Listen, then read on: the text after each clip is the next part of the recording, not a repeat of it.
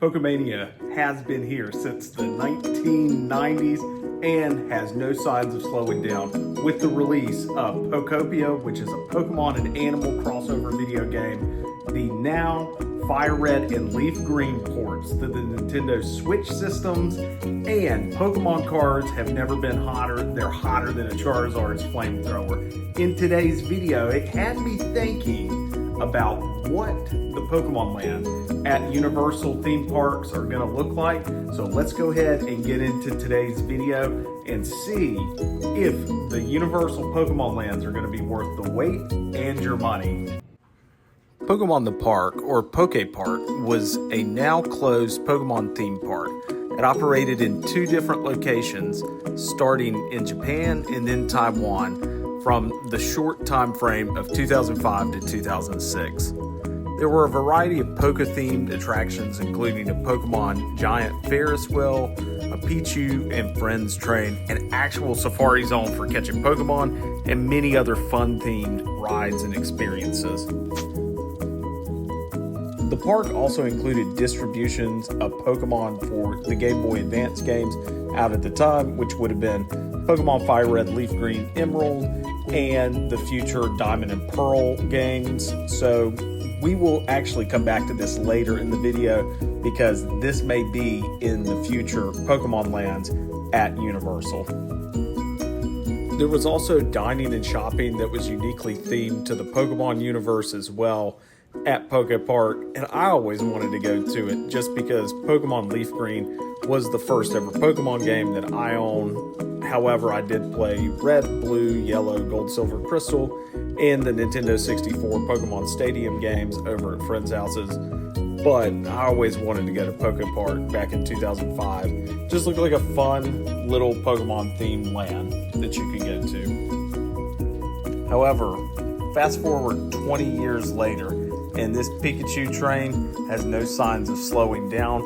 In fact, I believe that Pokemon themed lands are the future at Universal Studios. So let's get into the modern times for Pokemon and the theme park lands. The park ultimately closed in 2006 due to high operational costs, smaller footprint of the park, and limited capacity. However, this would actually be a springboard for what is to come 20 years later. Fast forward 20 years with Celebi, and there is now a Pokepark Kanto that is now open in Tokyo, Japan. This park's a walk-through park with no rides, but rather a general vibe for the world of Pokemon in this immersive experience. Here you'll find a lot of Pokemon to scale figures throughout the park, dining, and shopping. I plan to visit this park once I get my passport and spend some major Poke coins, but until then, I like to live vicariously through TDR Explorer, so shout out to Chris, that's where this footage came from. Check out his videos. He does a lot of the Tokyo Disney parks, Universal parks, and then a lot of these Japan and Asian. So check out TDR Explorer. So Chris, he does all those videos. He actually covered the opening of Pokepark Kanto, and it's a great video. I've watched it a couple of times. But I'm still kind of left a little bit wanting for a Pokemon theme park, a real theme park experience. But then Universal a couple years ago announced with the Pokemon Company International that they have plans to bring Pokemon 4 experiences to their Universal theme park. With the massive success of Super Nintendo World at Universal theme parks with Mario, Donkey Kong, Bowser, Peach, Yoshi, and more, the Pokemon Company and Universal team up seems like a slam dunk. So I recently had the chance to visit Epic Universe, Universal's newest theme park in Orlando, and it blew me away with the attention to detail in the Super Nintendo World. There's Nintendo Easter egg of kinetic energy, the shopping and dining and attention to detail, like I said, in Super Nintendo World means that the Pokemon lands that are coming to the Universal theme parks seem like they're going to be a lot of fun when they do.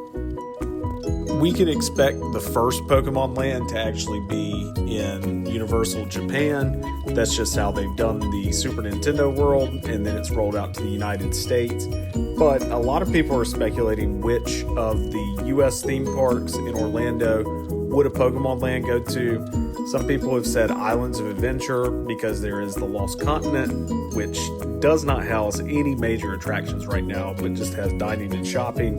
Has the Mythos restaurant, which I really enjoy. But that being said, I don't think it will go to Islands of Adventure. I think that's going to be Zelda. The other rumor is that it could go to Epic Universe in one of the expansion plots. However, I could see them doing a Luigi's Mansion type dark ride right next to Super Nintendo World. That would probably make a lot more logical sense. So then the only other option we have left is Universal Studios Florida.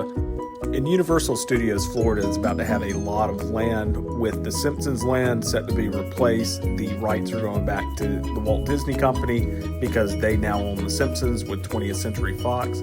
So my bet is that it is going to go to Universal Studios Florida for a Pokemon Land in the United States. But let's talk about what this Pokemon Land is going to look like at Universal theme parks, and I've got some ideas. At this Pokemon Land at Universal, I think it will be one mainline attraction like a dark ride. I could see them doing a simulator type attraction with Pokeballs that you throw and catch Pokemon at. There's also rumors that it could be a Pokemon Snap attraction. Whatever they decide on, I think it will be a mixture of different animatronic static figures and screens, and will probably replace the Simpsons attraction that's already at Universal Studios Florida in store for the dark ride at this new Pokemon Land. In addition to that, I could also see them keeping the spinner attraction at the Simpsons Land, just retheming it to probably a Pikachu. I mean, honestly, that's the way to go. Everybody loves Dumbo over at Disney, so imagine just riding in a Pikachu spinner. I'm in. And over, that's right beside of the Simpsons Land that's currently there, is the Fear Factor live stage, but I could see them taking that over and doing some sort of a roller coaster.